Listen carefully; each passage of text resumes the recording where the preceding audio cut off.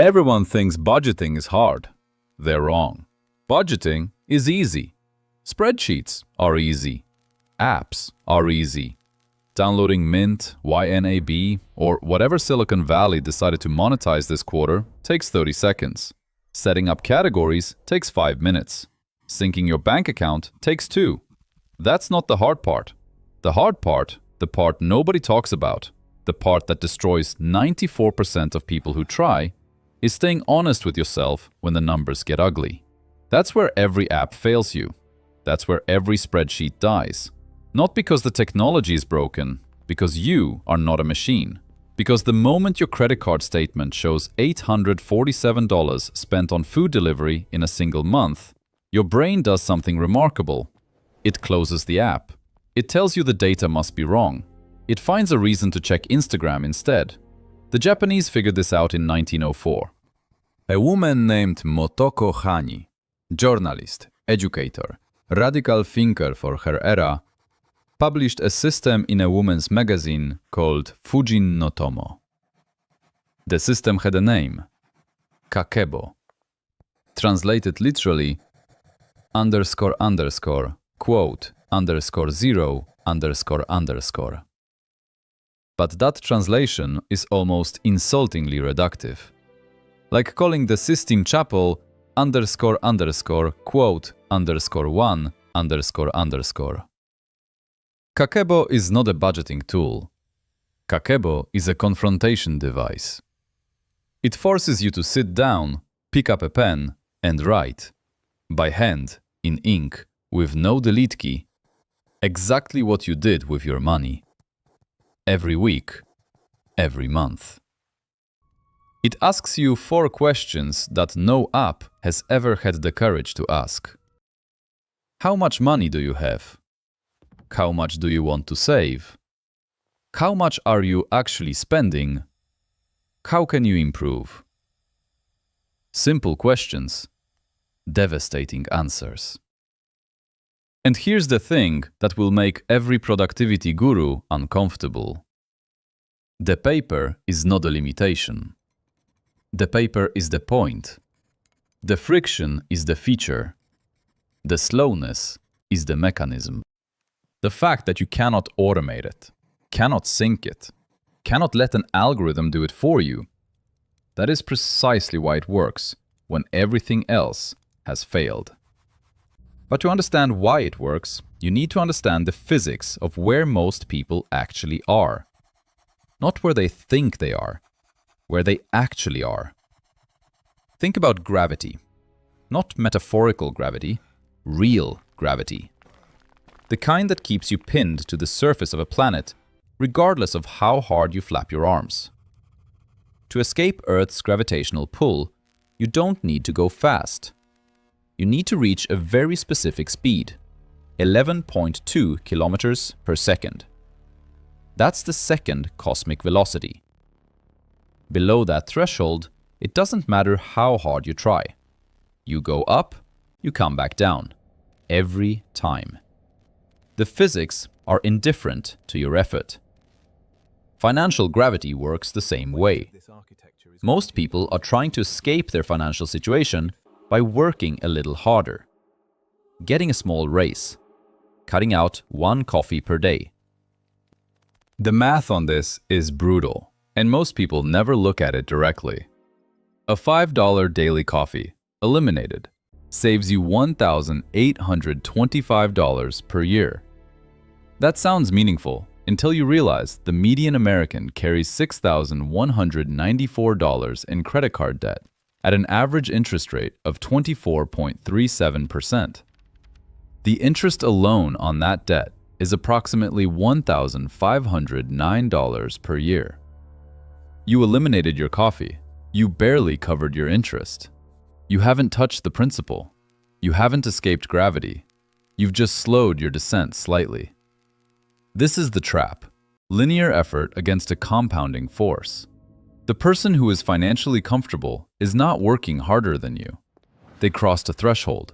They reached escape velocity, not through heroic effort, but through understanding that the rules of the game change once you're on the other side of zero. Below zero, Every dollar you earn is already spoken for. Above zero, every dollar you earn begins to speak for you. Kakebo is not a magic trick. It doesn't change the physics, but it does something that no app can replicate. It makes you feel the gravity. It makes you sit with it. It makes you write it down in your own handwriting so that your brain, which is extraordinarily good at lying to itself when the information is abstract and digital, cannot pretend the numbers belong to someone else. The pen makes it personal. The paper makes it permanent. The ritual makes it real. Now let's talk about something that economists call a poverty premium, and that Terry Pratchett described through a character named Sam Vimes in a passage so precise it should be taught in every economics class on Earth. Vimes notices that a wealthy man can buy a pair of boots for $50 that will last 10 years. A poor man can only afford $10 boots that fall apart in a year. Over 10 years, the poor man spends $100 on boots. The rich man spends $50. The poor man, who cannot afford good boots, ends up paying twice as much to have worse feet. This is not a metaphor. This is arithmetic. And it scales to every dimension of financial life. Consider the cost of being unbanked or underbanked in America. Approximately 5.9 million households have no bank account. To cash a paycheck without a bank account, you use a check cashing service. The fee is typically 1 to 3% of the check value. On a $2,000 monthly paycheck, that's $20 to $60 per month, or $240 to $720 per year. Just to access your own money. A bank account is free, but you need a minimum balance to avoid fees. And if you're living paycheck to paycheck, maintaining that minimum balance is not always possible, which means you pay $12 to $15 per month in maintenance fees anyway. The system charges you for being poor. Now add the cost of not buying in bulk. A family with financial cushion buys the 48-roll pack of toilet paper at Costco for 29 cents per roll. A family without that cushion buys the 4-roll pack at the corner store for 89 cents per roll. Same product, 3 times the price. Multiply it across every consumable in a household. Paper towels, soap, food, cleaning supplies. The annual premium for being unable to buy in bulk runs into hundreds of dollars. Add the cost of car repairs. A person with savings fixes the small problem when it's small. A person without savings ignores the small problem until it becomes a catastrophic problem that costs 5 times as much and requires a high-interest loan to fix. The loan charges 18 to 29% interest. The interest charges compound. The cycle tightens. Add the cost of payday loans. The average payday loan carries an APR of 391%. Not 39.1%, 391%. A $300 loan for 2 weeks costs approximately $45 in fees. If you cannot repay it in 2 weeks, and statistically 80% of payday loans are rolled over at least once, you pay another $45, and another. The $300 loan becomes a $600 debt in a matter of months. The math is not predatory by accident. It is predatory by design. This is the quote 3. The fee you pay for being at the bottom of the system, and it is not small. Research from the Brookings Institution suggests that low-income Americans pay a poverty premium of approximately $500 to $1,000. 000 per year, just for being poor, before accounting for the opportunity cost of time spent managing financial stress, the health costs of chronic anxiety, or the cognitive costs we're about to discuss. Here is where Kakebo becomes not just a budgeting tool, but a diagnostic instrument. Because the first thing Kakebo does, before you save a single dollar, before you change a single habit, is make the invisible visible. It forces you to categorize every expense into 4 buckets. Survival, rent, food, utilities. Optional, entertainment, dining out, subscriptions, culture, education, experiences, self-improvement, and extras, everything you bought impulsively and cannot quite justify. Most people, when they do this exercise honestly for the first time, discover that their extras category is not small. It is enormous. Not because they are stupid or weak, but because they have never been forced to see it written down in their own hand, in ink, on paper, where it cannot be minimized or rationalized away. The paper does not let you round down. The paper does not let you forget. The paper sits on your desk and stares at you and says, "You spent $340 on things you cannot name." Here's what chronic financial stress does to your brain, and why this matters more than any budgeting technique. Cortisol is your body's primary stress hormone. In short bursts, it's useful. It sharpens focus, accelerates reaction time, prepares you for immediate threats. But chronic cortisol elevation, the kind that comes from sustained financial anxiety, from checking your bank balance and feeling your stomach drop, from lying awake, calculating whether you can make rent, does something catastrophic to the prefrontal cortex. The prefrontal cortex is where you make decisions, where you plan, where you delay gratification, where you think about next month instead of just right now. Chronic cortisol literally shrinks it, not metaphorically, measurably, on brain scans. A landmark study published in Science in 2013 by researchers Sindhil Molanathan and Eldar Shafir quantified something that poor people have always known, but economists refused to believe. Financial scarcity consumes cognitive bandwidth. The mental load of managing poverty, the constant calculations, the triage decisions, the anxiety, reduces effective cognitive capacity by the equivalent of 13 IQ points. That's the difference between average intelligence and borderline impairment. That's the difference between making a good decision and making a terrible one. This is not a character flaw. This is neuroscience. The brain under financial stress enters what researchers call a scarcity mindset, a tunnel vision that focuses intensely on the immediate problem. How do I pay this bill? At the expense of long-term thinking. How do I build a system that prevents this bill from being a crisis? The tunnel is adaptive in the short term. It helps you survive today, but it makes you systematically worse at the decisions that would help you escape tomorrow. And then the dopamine system kicks in. Dopamine is your brain's reward chemical. Under normal conditions, it motivates you toward goals, rewards progress, and creates the feeling of anticipation that makes effort feel worthwhile. Under chronic stress, the dopamine system becomes dysregulated. The baseline drops.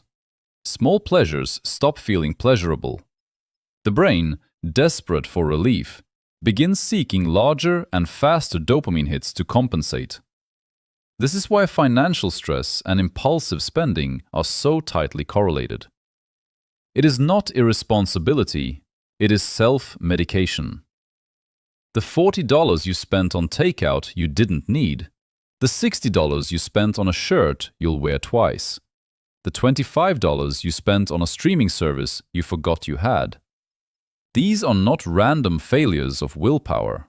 They are your brain's attempt to generate dopamine in a system that has been depleted by chronic anxiety. The purchase feels good for approximately 4 minutes. Then the guilt arrives. Then the cortisol spikes again. Then the cycle repeats. The wealthy person, operating from a position of financial security, does not experience this cycle. Their prefrontal cortex is intact. Their dopamine system is not in emergency mode. They can look at the same $40 purchase and make a calm, rational decision about whether it serves their goals. They are not fighting their own neurology. They are working with it. This is the hidden asymmetry that nobody talks about. It's not just that rich people have more money. It's that having more money makes you better at managing money, because it removes the cognitive tax that poverty imposes. And being poor makes you worse at managing money, not because of any inherent deficiency, but because the system is actively degrading your decision-making capacity while simultaneously charging you extra for everything. Kakebo does not solve this problem. Nothing solves this problem instantly. But Kakebo does something that addresses the root mechanism. It creates a ritual of calm deliberation around money. Once a week, you sit down. You are not in crisis mode. You are not checking your balance in a panic. You are reviewing, reflecting, writing. The act of writing by hand activates different neural pathways than typing. It slows you down. It engages the prefrontal cortex rather than the amygdala. It is, in a very literal neurological sense, the opposite of the scarcity mindset. The Japanese call this kaizen, continuous incremental improvement through mindful attention. Kakebo is kaizen applied to personal finance. Not a revolution, a practice. Not a transformation, a discipline. So what does the escape actually look like? Not the fantasy version, the real version. The one that works for people who are starting from zero or below zero, who don't have a trust fund or a wealthy network or a lucky break waiting in the wings. The first phase is what I call the monk mode of financial recovery. And it is exactly as uncomfortable as it sounds. Monk mode is not about deprivation for its own sake. It is about reclaiming cognitive bandwidth. Remember the 13 IQ points. Remember the cortisol. The goal of monk mode is to reduce the number of financial decisions you make to the absolute minimum, so that your brain can begin to recover from the chronic stress of financial chaos. In practice, this means radical simplification. Not forever, for a defined period. 90 days is a reasonable starting point. During this period, you eliminate every optional expense that is not contributing to your survival or your escape. Not because the expenses are morally wrong, because every unnecessary decision is a small withdrawal from a cognitive account that is already overdrawn. Kakebo is the instrument of monk mode. You start the month by writing down your income. You write down your fixed expenses, rent, utilities, minimum debt payments. You subtract. What remains is your operational budget. You divide it into the 4 categories. You set a savings target, even if it's $20. Even if it's $10, the amount is almost irrelevant at this stage. What matters is the habit of intention, the act of deciding in advance what you will do with your money, rather than discovering what you did with it after the fact. Every week, you sit down with your Kakebo and you record what actually happened. Not in an app, not in a spreadsheet, by hand, in ink. You write down every purchase in the relevant category. You total each category. You compare the actual to the intended. And then, this is the part that makes Kakebo different from every other system. You reflect. You write a sentence or two about what happened. Why did you overspend in the extras category? What were you feeling when you made those purchases? What could you do differently next week? This is not therapy. This is data collection. You are building a map of your own behavior. And you cannot build that map if the data is abstract and digital and managed by an algorithm. You need to write it yourself, in your own words, in your own hand, so that your brain cannot pretend it belongs to someone else. The research on handwriting and memory is unambiguous. Studies from Princeton and UCLA consistently show that people who take notes by hand retain information more deeply and process it more meaningfully than people who type. The physical act of writing forces you to summarize, to synthesize, to engage with the material rather than simply transcribe it. Applied to personal finance, this means that the person who writes their expenses by hand is not just recording data. They are processing it. They are building a relationship with their financial reality that no app can replicate. After 90 days of monk mode with Kakebo, something shifts. Not dramatically, not overnight. But the map starts to become clear. You begin to see patterns. You begin to understand your own triggers, the emotional states that lead to impulsive spending, the times of day when your willpower is lowest, the categories where your spending is most disconnected from your values. This is information that no algorithm can give you because no algorithm knows what you value. Only you know that. And you can only discover it by sitting quietly with a pen and a notebook and being honest with yourself.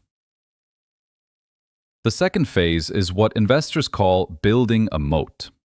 In medieval warfare, a moat was the body of water surrounding a castle that made it expensive and difficult to attack. In business strategy, Warren Buffett uses the term to describe the competitive advantages that protect a company from competition.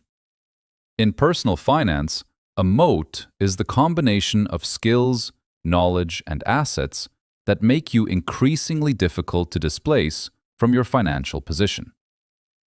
Most people think about income in one dimension: work harder, earn more.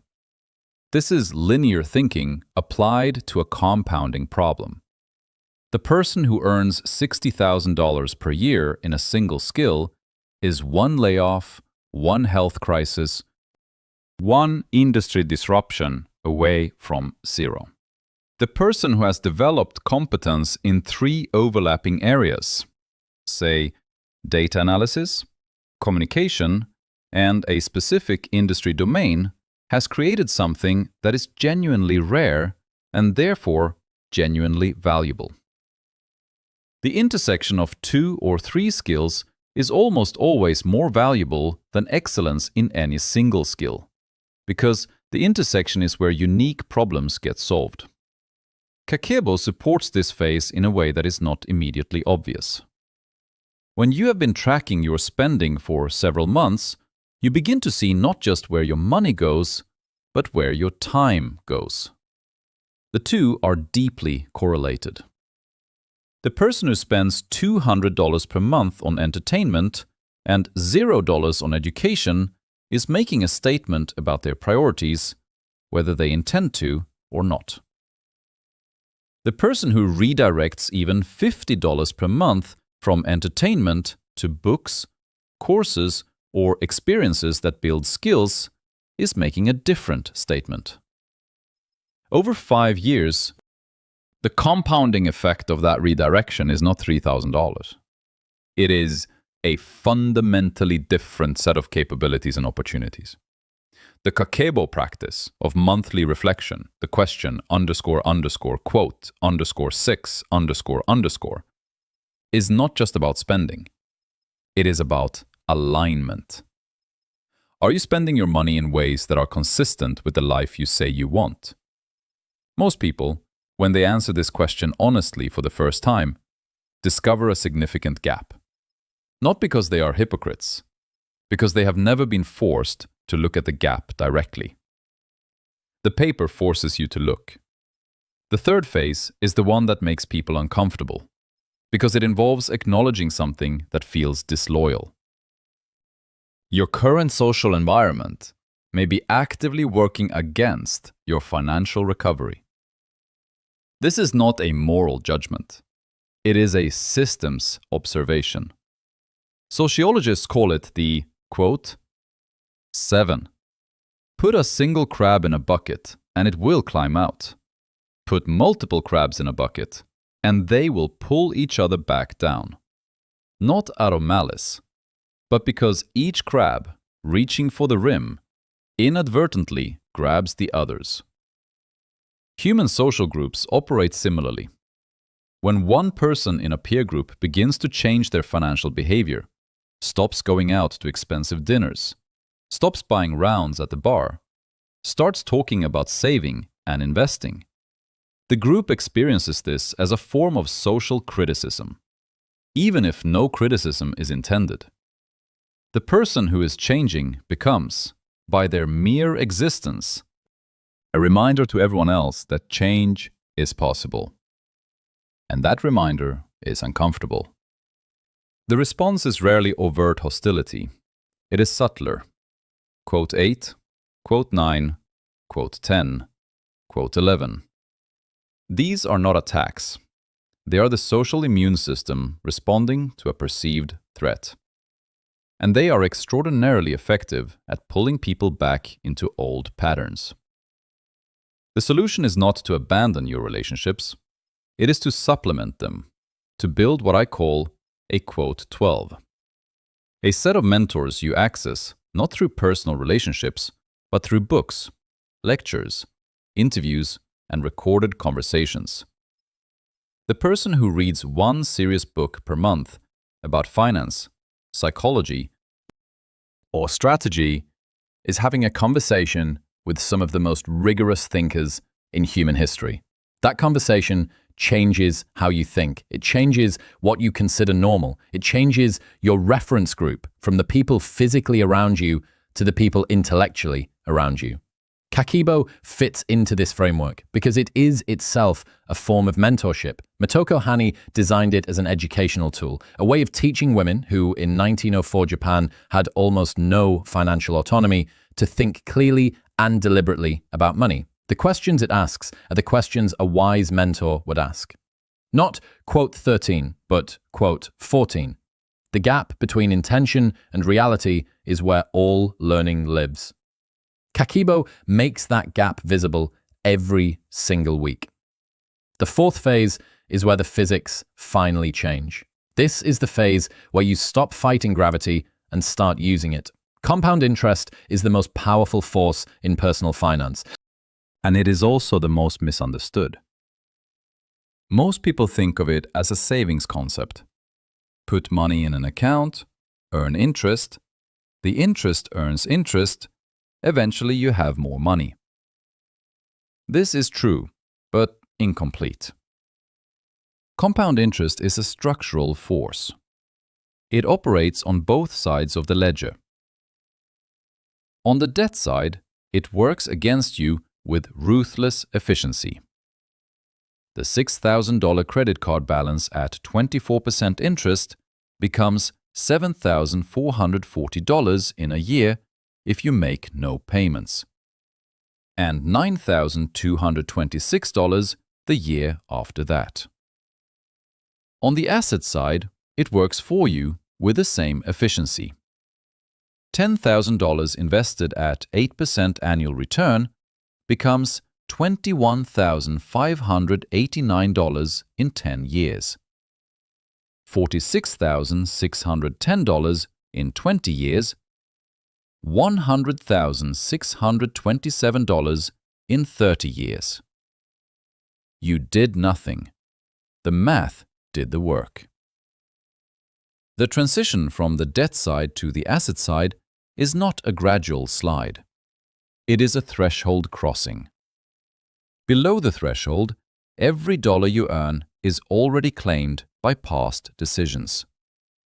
Above the threshold, every dollar you earn has the potential to generate future dollars. The experience of crossing that threshold, of having, for the first time, money that is not already spoken for, is described by almost everyone who has done it as a fundamental shift in how they experience time. The future stops feeling like a threat and starts feeling like a resource. Kakebo is the instrument that makes this crossing possible, not because it is magical, but because it is consistent. The person who tracks their spending every week for a year develops a relationship with their financial reality that is qualitatively different from the person who checks their bank balance occasionally and hopes for the best. They know where their money goes. They know their patterns. They know their triggers. They have, through the practice of weekly reflection, developed the habit of asking, quote_15, before spending rather than after. This is the cognitive shift that the wealthy take for granted and the financially stressed cannot access. Not because of intelligence or character, but because of the neurological effects of chronic financial anxiety. Kakebo, practiced consistently, begins to restore that access. Not by solving the financial problem directly, by creating the conditions under which the financial problem can be solved. The monthly savings target, even if it starts at $20, is not about the $20. It is about the practice of deciding in advance what you will do with your money. It is about the experience of reaching the end of the month and discovering that you did what you said you would do. That experience, small, quiet, unremarkable to anyone watching from the outside, is the beginning of financial self-efficacy. The belief that your decisions matter, that the future is not something that happens to you, but something you participate in creating. Let's be precise about why the paper beats the app. Not philosophically, mechanically. Apps are designed to reduce friction. That is their core value proposition. They sync automatically, categorize automatically, send you notifications, generate reports, visualize your spending in colorful charts. They make the process of tracking your finances as effortless as possible. And this is exactly the problem. Effortlessness is the enemy of awareness. When your bank account syncs automatically to an app, and the app categorizes your transactions and generates a pie chart, you are consuming information. You are not processing it. The cognitive work has been done for you. And because it has been done for you, it does not change your behavior. You look at the pie chart. You feel vaguely guilty about the size of the dining out slice. You close the app. Nothing changes. When you write down every transaction by hand, you are doing something fundamentally different. You are reconstructing your financial week from memory and receipts. You are making decisions about how to categorize each expense. You are doing arithmetic by hand or with a simple calculator. You are writing a sentence about what you notice. This process takes 20 minutes per week. Those 20 minutes are not a cost. They are the mechanism. The friction is the feature. Neuroscience supports this with unusual clarity. The act of writing by hand activates the reticular activating system, the part of the brain responsible for attention and awareness. When you write something down, your brain flags it as important. It encodes it more deeply. It connects it to existing knowledge and experience. This is why students who take handwritten notes outperform students who type, even when the typed notes are more complete. Completeness is not the goal. Engagement is the goal. Applied to personal finance, this means that the person who writes coffee shop, $6.50, extras in their Kakebo is having a fundamentally different experience than the person whose banking app automatically categorizes the same transaction as food and drink. The first person is making a decision. Is this survival, optional, culture, or extra? They are engaging with the question of what this purchase means in the context of their financial life. The second person is receiving a data point. One changes behavior, the other generates reports. There is also the question of what researchers call payment pain, the psychological discomfort associated with spending money. Studies consistently show that cash payments generate more payment pain than card payments. And card payments generate more than contactless payments. The more abstract and frictionless the payment method, the less psychological impact it has. Digital tracking apps are the most abstract form of financial engagement possible. You are looking at numbers on a screen that represent transactions that happened automatically. The payment pain is essentially zero. The behavioral impact is correspondingly minimal. Writing in a Kakebo reintroduces payment pain at the point of reflection rather than the point of purchase. You feel the $6.50 coffee when you write it down. You feel the $340 in extras when you total the column. You feel the gap between your savings target and your actual savings when you write both numbers on the same page. This feeling is not punishment. It is information. It is the feedback loop that makes behavior change possible. Motoko Hani understood something in 1904 that Silicon Valley has spent 2 decades trying to engineer around. The goal of financial management is not efficiency. It is consciousness. The goal is not to minimize the time you spend thinking about money. It is to maximize the quality of your thinking about money. These are opposite objectives, and they produce opposite results.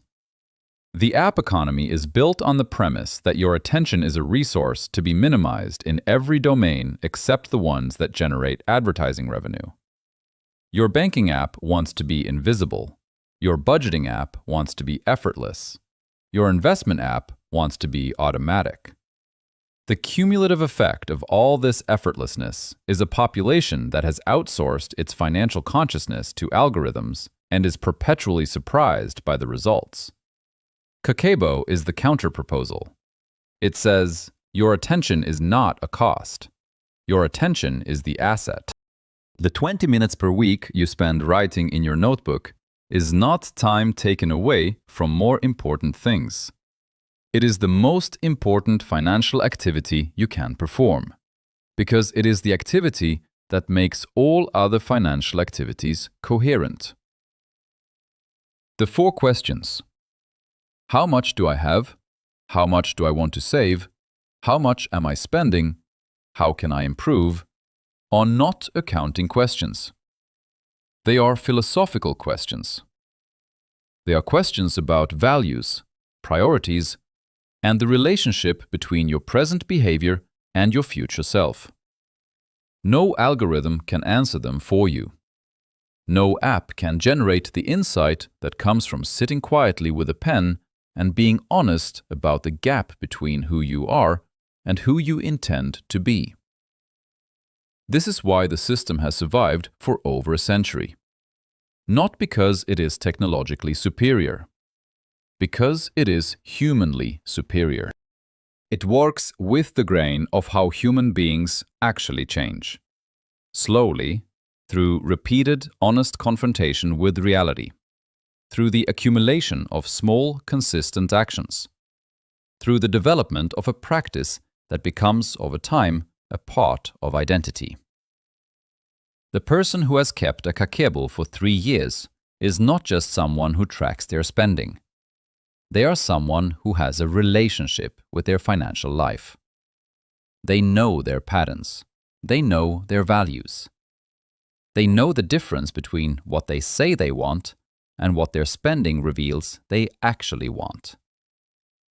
This knowledge is not comfortable, but it is the only foundation on which genuine financial change can be built.